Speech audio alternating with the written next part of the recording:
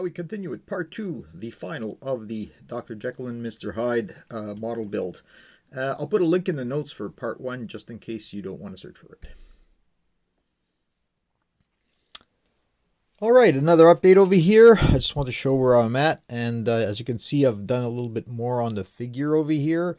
So again, the lab coat is only primer, but now that I've glued it all together, I will be getting rid of, the seams over here. So it's going to be, sand it down, putty it up, maybe, and then, another coat of primer, and then painting it white. Now, the thing with this is I'm going to basically have to mask off all of that stuff, but most of it is just really slipping a piece of paper in there to make sure that that's all covered and down below at his knee level. So not too bad there. I did put some lead in his, dropping down his pants afterwards just to give it a little more weight so that he's a little more solid. And even now I've got a little clamp over here because all the weight from his arms and the head is not there yet. So it's a little unstable, but just to be secure. Now, as you can see, I did put the cork on the bottom of these things and fitted them inside, so that came out really, really nice. And what I've done is all the kit supplied flasks and bottles, I went in and, did all that sanding where you sand it down and wet sand it on the interior to get rid of the injection pin lines. And what's nice about this is I used epoxy, and because I'm putting basically colored epoxy on both sides and just waited a little while before it's not completely set, I was able to put this together and just clamp it. And that's basically the seal over there. After it was really dried, I just put in a smidgen of paint, of glue at the top just to hold the top portion, but you can see there's really no glue used at all in this, and the epoxy will do the job. So I also held this one at an angle because I want to try to create that air bubble, because that's the one's going to be right by his mouth, and the fluid should be down. It's hard to say exactly what angle, but I tried my best there. One thing I noticed, if you ever want to be ambitious with this kit, is you can take his arm over here, and had I not, put the lead in his pants, I could have passed a wire over here and put a little SMD LED right there, and that would have lit up that flask really, really nice. But again, if I ever get the kit again, that's what I'm going to do. Too late for me now, and I'm so far behind, I don't need the extra work, really. The dog is pinned with his little bowl. Everything is solid in there, just so that he doesn't move around later on. One thing I've done is I've taken the test tubes that come with the kit, and I've bored the top of the test tube just so it looks a little more realistic. And then I tried, a whole variety of different colors for the fluids in the test tube just to make that look nice. So that's done. Now, I've got the lamps over here painted in brass and finished off with some black washes. They're ready to go. They're all tested. Nothing went wrong there. And then, as I was trying to build a lab setup, making it look cool, different apparatus, I decided I needed a little bit more, something bulkier. And so I just took this over here. This is actually the cap of a wine bottle that had all these nice ridged surfaces that almost looks like a Dalek. And basically went through my parts bins, found odd looking pieces, threw them all together, put in a dial over there, and I might add a lever over here, but if not, that's okay. And the intent is that this comes out and it feeds this thing. And this, if you recall, is our little pizza spacer, which, I can fit this bottle in. And then, again, one color will go from out here, and then another color will go out to the top. Again, I've got some blues, I got some reds, I got some greens, yellows, you name it. And a whole bunch of weird looking, scientific apparatus that I've put together. This is actually, I had to coil that myself over there, but I had a piece that had the ridges, the lines that I could use as a guide. So it was really easy to do. Found some brass piece to put on top, had this bottle piece that I put on top. And again, I got these big, thicker lines of nylon tubing over here, and then I've got the thin one that I mentioned earlier on. I built this thing over here. So again, I'm just trying to make this look cool and symmetrical, not all the pieces on one side or the other. I add a little electrical switch over there with the brass wiring. So that all looks really, really nice. The last thing I want to mention, which I failed to mention last time, is this painting over here where I used the matte Mod Podge at the end, and you put just a little dab and you kind of streak it on. And what I want to say is you really get that oil painting finished look, if you could see that at an angle. So that came out really nice. Something to think about when you're using the Mod Podge to adhere pictures to other things, but also give it a nice finish. Still a lot to go. I haven't laid it out on to see if it'll fit on that board. I may have to get a bigger base, but we'll see. And I'm hoping to get in that bookshelf and or the fireplace next. Alright, now a quick update on Dr. Jekyll over here. As you can see, I've now completed the figure, got rid of all the seam lines. It's a lot of work, but I think it's worth it. And now that I'm done with him, I could really concentrate on the background over here and the rest of the stuff. So I mentioned I was really disappointed when I didn't think about putting an LED in his hand to light up that fluid, but then I said, well, I could still do it with some of the stuff, the apparatus on the table over here. And that's exactly what I did, and I'm really glad I did, because I stuck an LED, an SMD LED in there with a resistor, all into that little contraption with the coil, and probably doesn't show as nice on the video over here, but you can really see that thing lit up, and you can see the separation between the coils. And then I had made this bottle over here with blue epoxy, and I go, well, that might be neat lighting that up from the bottom. And I found this cap that basically fit these dollar store bottles, and it was perfect for that. And I used UV resin this time in there. And it works. What I did, I basically mounted the SMD first on part of like a mouse pad, the rubbery part, and then I could use that as a cap in the bottle to basically stop fluid coming out. So then I put the UV resin in, stuck it on, and then basically cured it while it was in that shape, and nothing's coming out. And the only problem with this is the UV resin seems to be a little more opaque and it doesn't light up as much. I wish I had another crack at it, and if I had another cap like that, I'd try it again to make it a little more brighter. But regardless, it looks nice. You can see that it is lit up, although not as bright, and it's staying in there. Now, a lot of the stuff over here I've added, made some more additions, such as this coil over here, this tube that's going to be going into there. And I'm not hooking all that stuff up until I have the final layout, because again, it'd be finicky, where some things are not on the table, some are still loose, and I just want to hook it up once I know what the final setup is going to be. But having said that, it's getting quite crowded on that table, and this one square that I had that I was going to make the room. So I'm thinking of expanding this, not using that as a base, and basically making a slightly bigger room so I can put in that bookcase and maybe even that fireplace I mentioned earlier on. But that remains to be seen. Now, one other addition I made is I went online and got some files for this top hat over here. It actually fits him perfectly, but I was thinking of adding that in the room too, because he always wears this, kind of a top hat with a cape, or a cloak with a cape lit on the as a cloak as he walks around at night. And I looked online, and I think I can do something like that with some material that I've got over here. It doesn't seem as complicated, but I don't want to spend too much time doing that. I'll give it a quick try, see if I can get that working. If not, I need to move on. It's been 2 months, and it's been a long time working on it. Don't get me wrong, I love the results, but I need to get moving on and build some other models. I've got a group build coming up soon that I should be starting right now, to be honest. So hopefully I can speed it up a bit now that the hard work has been done, and get moving on this Dr. Jekyll and Mr. Hyde. Okay, lots of things to talk about in this update over here. First of all, I neglected to mention in the last segment that I'd made this little aerial over here.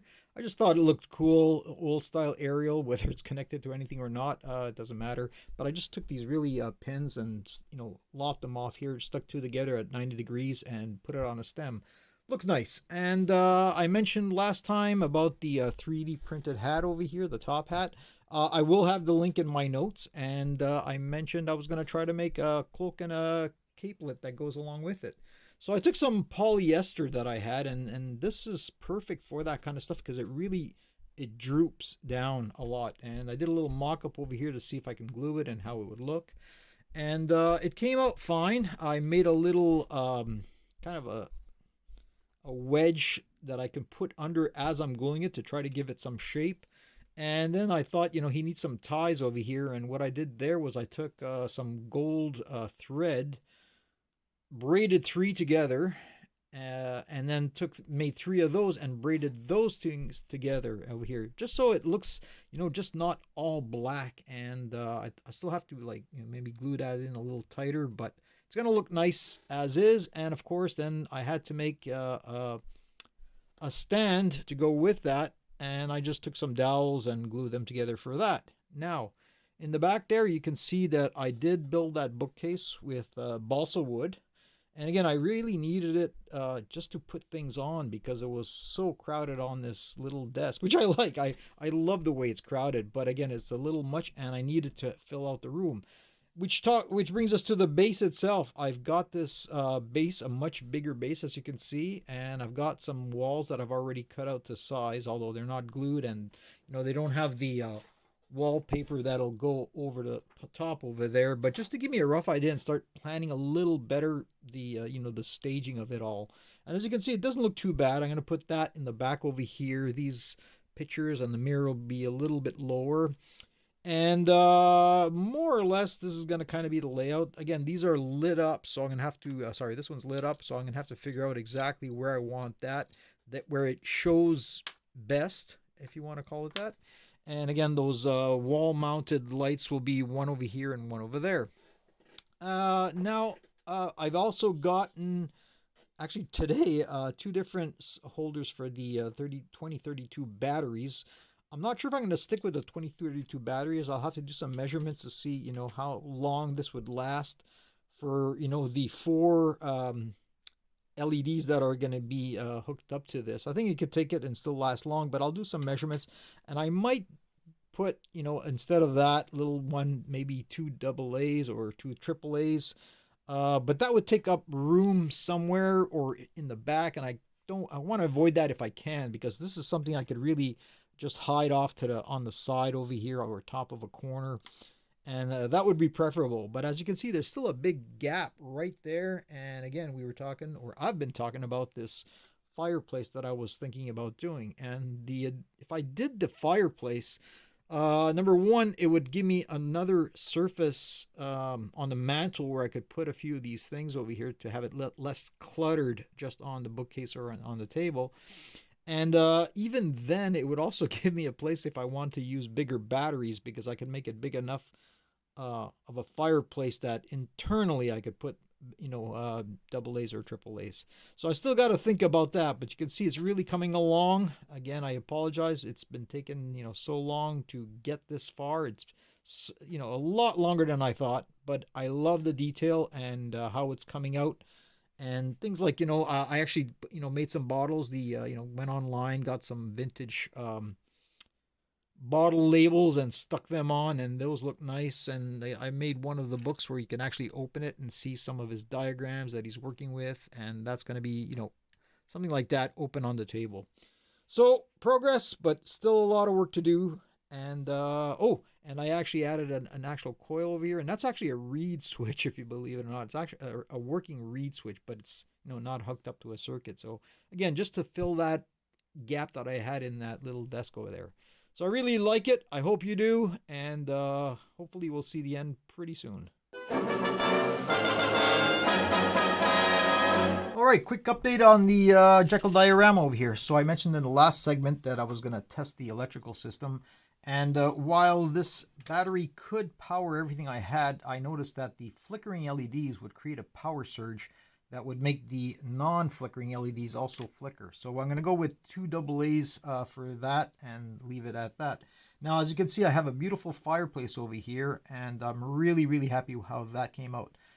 Basically, this was made by taking, foam board to make the outer shape very basic, and then I put some thick cardboard on top of that to make it more rigid, number one, and also something to give me something I can glue these on. And these are the bricks, which are made from, dollar store flexible foam over here. So I made a whole bunch of strips, and I did some different embossing with different tools to see what would give a little more texture to the brick. And basically, I thought the regular round tipped embossing tool was good enough for that. So I made a whole bunch of bricks and I glued them on. And then I went and primed this all in gray, which is the color for the mortar anyhow. And then after that was all gray, I went and dry brushed and painted some of the reds and did some washes and into the grooves and everything. I added a balsa top over here for the mantle, and that's just weathered with that wood weathering technique I've used in many other videos before. And then I added some soot by dry brushing some black around the edges. But before I talk about that, I want to talk about the actual fireplace itself. Now again, this was just printed on a color printer, and then I glued that to the back of a clear styrene, basically reused a CD case. And once that was glued, I went all over the areas that are black, because it's still kind of transparent if you have lights on that, and painted that black. Then I took the flickering LEDs, and they're too bright as is, so I scuffed them all up so that it would disperse the light a little bit more. And I glued them all at an angle over here in the areas that I want the light to shine through. And once that was all set, and I made sure that the contacts were covered with the hot glue gun, I put some foil to get a little more brightness out of those LEDs in the areas that I wanted. Now they're a little dim. I was hoping they would be a little more brighter, but you cannot, just make them any brighter than they are. So it'll have to do as is, and you'll see them under the right lighting conditions. One thing I wanted to do is also try pigments to get that soot in, and I'd heard a lot about people using these chalk pastels. Got to be chalk, not the soft pastels, the oily ones. And I finally got my a box of these things, and I tried them out, and they're fantastic. Was really, really happy. It's basically just like the store-bought pigments. I couldn't see any difference. And I made a whole bunch of colors over here that I'll be using to weather and dirty up, let's say, Dr. Jekyll's smock. So very happy with that. But I used a fine blade, a used blade, to scrape off the chalk to make the powder. And I noticed somebody online was doing the same thing, explaining it, and they were using a mortar and pestle to do that. And I said, well, I think I have to add a mortar and pestle to my diorama now, because Dr. Jekyll would have that on his table. And last but not least, I also made some baseboards.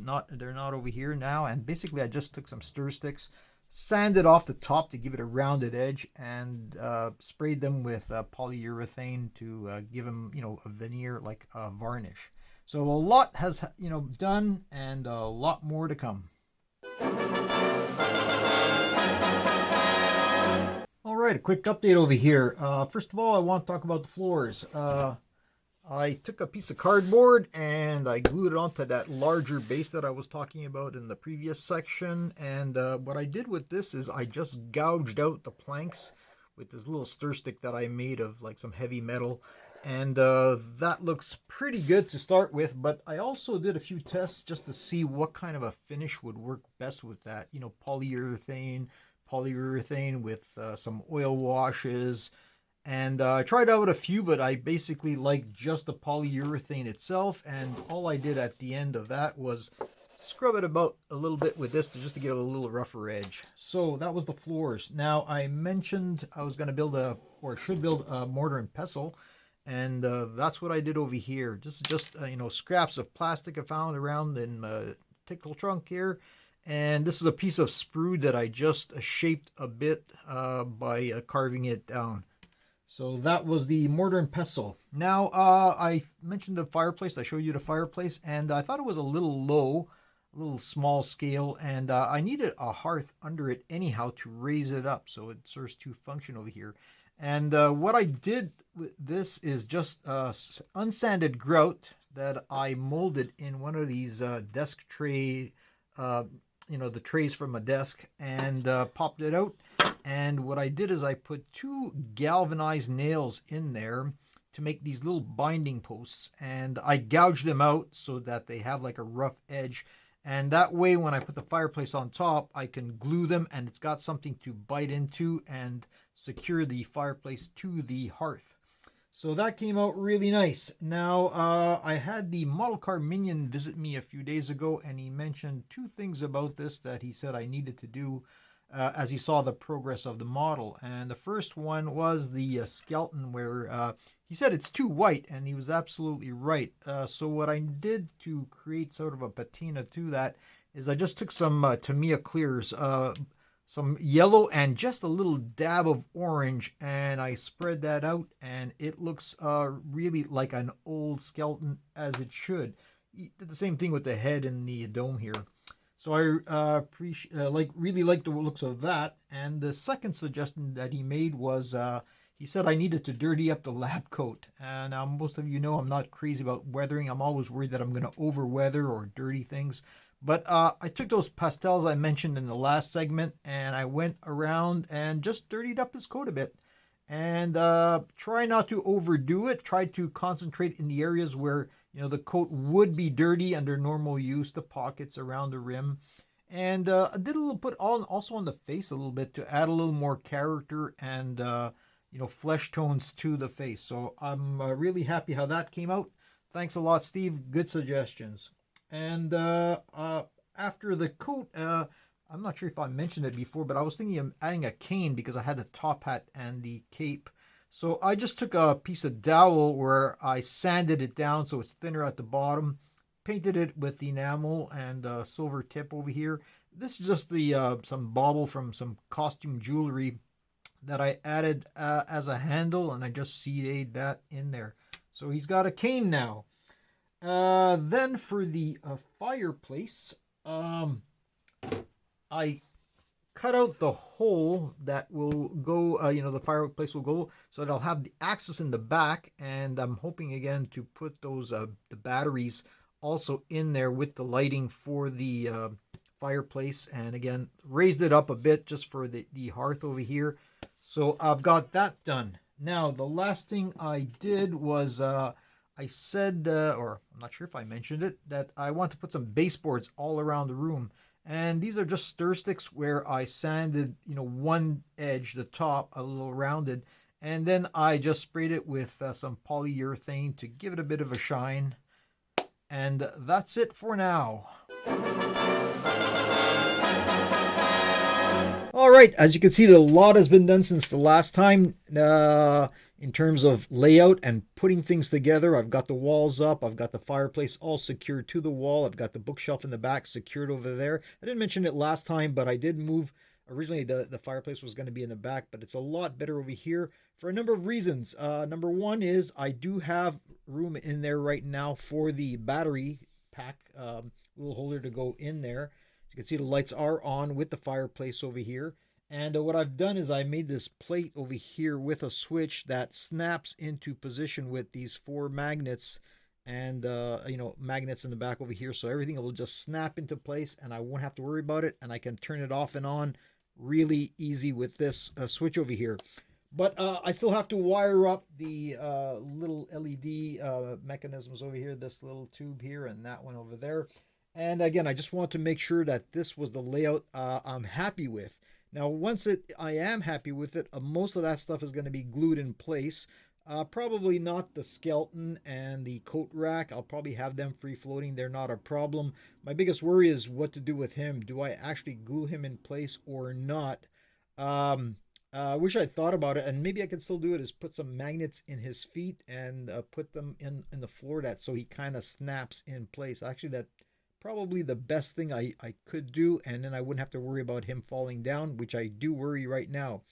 So as you can see, it's pretty much done right now. I decided to put the cane over here, and it's just a matter of gluing things right now, and maybe scuffing up and dirtying it a little bit more. I did a lot of dirt on the walls. Again, using those pastels, they come in handy. I put a little green in some spots for mold. I was thinking of putting maybe a crack somewhere, but I'm not sure how to do that and make it effective. There's actually already some patches on this, wallpaper already, but they're hard to see. And I was thinking maybe I should make them more purposefully seen as, this being a really a cruddy room. It's not, it's a room that he's rented, that he's made into a lab. But again, he's very messy and untidy, and that's what I want to do. I want to put a few more stains on the floor, and I think just making it a little more rough. One last addition I will be doing is I'm going to get a few little branches to make fake logs and put them right in front over here and char them up so that it looks like they're actually coming out of the fireplace. Other than that, I think I've said it before. I wish the LEDs were a little bit brighter, but you can see in a dim light environment like this one, you can see them flickering, so I'm happy with that. A little brighter would have been nicer. And one other thing I did over here so that you can see these lamps over here is I went and put a little Mod Podge to mat. So that looks like kind of like flames a little bit more. And I'll probably have to do another shot to make them just a little more intensive so that when you see the lights flashing, you'll see it off the side on the glass over here. So very happy with it. One more segment should do it. And I want to move on to another model. So after months of work, Dr. Jekyll as Mr. Hyde is finally done. A few additions since the last segment. First of all, I want to mention that I did use magnets for the figure so that he is secured in place more or less. And again, what I just did is embedded two super magnets, neodymium magnets. In his feet, and then two on the board itself, so it's a snug fit. One thing you should keep in mind when you do this is never put like just two magnets in the heel, or just in the front, because that gives it kind of like a pivot point. So by putting them like this at 45 or close to 45-degree angle, there's always something else holding it down so it doesn't pivot as easily. But anyhow, see, I can just go over it and he snaps right into place. And everything here is more or less glued down now, secure, other than, the skeleton that's in swivel and the clothing on the rack over there.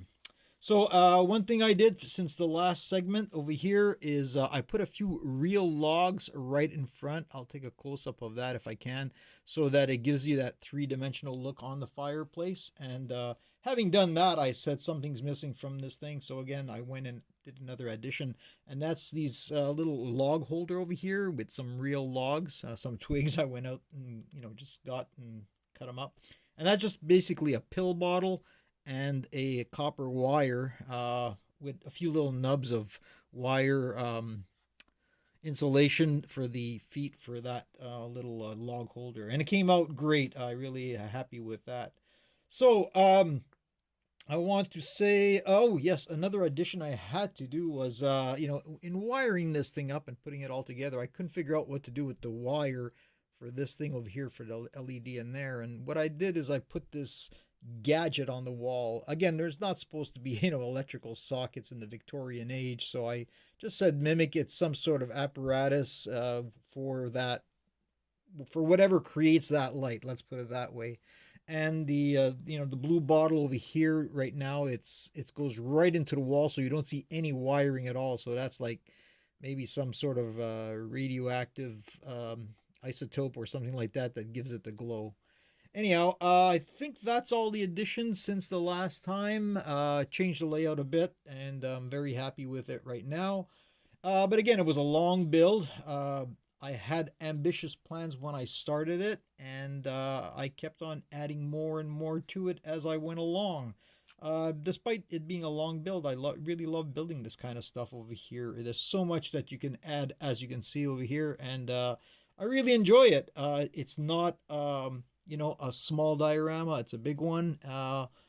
I just that the fact that they take so long is kind of bothersome because I'd rather be building other models in the meantime. But I'm really glad I did it, and there's only a few models that you can do something like this with. A lot of them you don't have the ability to add too much to it. So this was a special case, and I really enjoyed it. And there's probably be something again in the future like this, but I don't want to say what that is. But not right now. Right now, I want to get back to building some simpler models, some of them that take less time, and have a little more content on the channel over here. So I hope you enjoyed it. Do the usual. Click the like button, subscribe if you haven't, and I'll be seeing you around real soon. And now stand by for the glory shots and maybe a few little videos that can get in there and see a little more detail of this thing here. Thanks for watching.